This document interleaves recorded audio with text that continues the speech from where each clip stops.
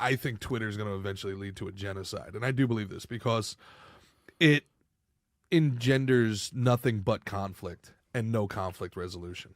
And that's not the way that we're built as a species. Right. We're built as a species for conflict and conflict resolution and growth from that conflict. Right. When we're constantly... No one's getting smashed in the face and then there's no resolution. Self-reflection. So I think what's going to end up happening is that conflict doesn't just disappear into the ether. I think it bottles up. You're going to get a mass shooter out of this thing. You're going to get a genocide out of this thing. There's going to be... somebody's going to walk in somewhere and be like, I'm taking care of this once and for all. And that's kind of what's going to end up happening, I think. And that's, I think the media at large really is playing a very, very, very dangerous game by they make so much money being antagonistic. And right, making everything very polarizing. Yeah. This side versus that side. Yes. It's like that thing with all the ants in the jar. It's also, you know what I mean, shaking the jar. Then they start, who's shaking the jar? No, the media is shaking the jar. Yeah. It's also like the people up on the castle looking down, where it's like, look, as long as we get the pitchfork people arguing with the people holding the flames, like then we're good. Yeah. I just had that thing on Fox News, and in my DMs right after, it was like two people, very few, but it was like two people that were like, that shit was tight. Thanks, that was man. Cool. But two people were like, ew, you're why would you go on Fox News? And I'm sitting here like, it's not like CNN's breaking down my door.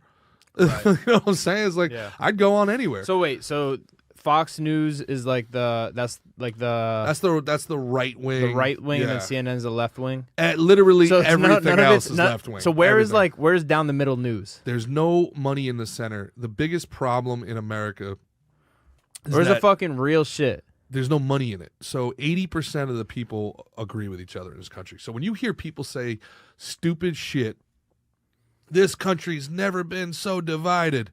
One, we had a literal civil war. That's number one. Facts. Literally killed each other before. So the like country 150 years ago. The country has been more divided. It was like 150 years ago. Yeah. Crazy. Yeah. 160. Yeah. 160. Fucking wild. Two generations. 2 generations. Yeah. So yeah, country's been more divided. 2 80-year-olds. Yeah.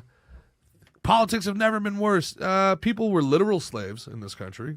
Yeah. Things have been a lot worse. Actually, it's the opposite. Things have almost never been better, quantifiably. This is as good as it's ever been. And that creates problems. We're finding the problems because we're finding that the conflict is profitable. But we have a system where 10% on the left are crazy and 10% on the right are greedy, and the 80% in the middle just want to live their life and be left alone. But who gets the attention? The 10% that are crazy and the 10% that are greedy. Because if you asked everybody in this entire building, how much time have they ever donated to a political campaign? How many people in here have donated time or money to a political campaign? Have you? No. Have you? Jorge, you've donated time and money to a political campaign? Yeah, I stupidly donated to Yang when he first came on for president. Okay. Who? Andrew Yang, the Forward Party now. I gave money to the legalization of cannabis in Israel a couple of years ago. I got a bumper sticker for it. Oh, wow. A whole bumper sticker. Sick. Do you have a car, Omri?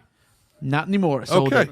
it. So, again. He wears it, though, on his jacket. So, why do we get an AOC and why do we get a Lauren Boebert? And why don't people understand that these are exactly the same people? Because the crazies donate their time. Normal people aren't going out on a Saturday, hanging out at a fucking post office, hanging out political literature. That's what lunatics do. And most people can't afford eggs, let alone to give $10,000 to a political party. And if you give $10,000 to a political party, you're probably doing it because you expect a little shkadol back, right? Right. So you got the crazies and you got the greedy. And those are the only two people that any politician cares about because that's the only two people a politician can use. So is the main issue with this, is it the money in politics? Like why if there's ever to make a rule, why wouldn't there be a rule that shit's got to be who's enforcing kept real? The rule? Well, people who are getting their pockets laced.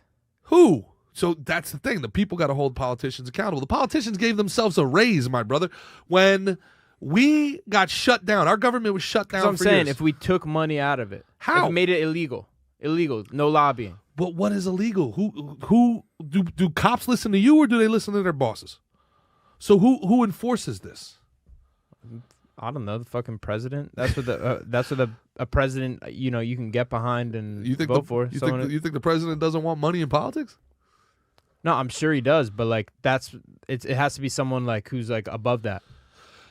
You know what I mean? To make an actual like change. The unfortunate truth is that the only way that we make a change is that we either cripple these people financially. That's where we talked about the debt strike.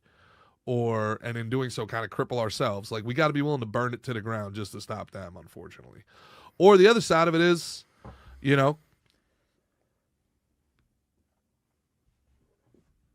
armed revolution. You got the First Amendment. The First Amendment is the first for a reason. And then the Second Amendment second.